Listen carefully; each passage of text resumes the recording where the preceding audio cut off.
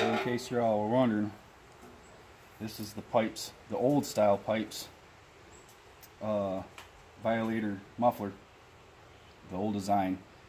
They spot welded on the inside the cross pipe.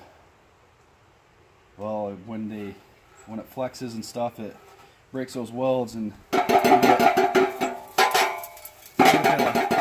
a noise when you're driving down the road. It's kind of embarrassing and loud as hell.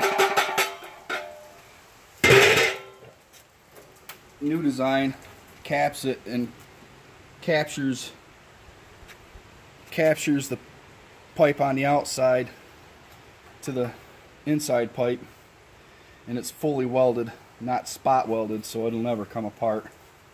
So if you're having a lot of vibrating noises, that's what it's coming from if you've got the Pypes Violator old style muffler. Okay, you can cut it.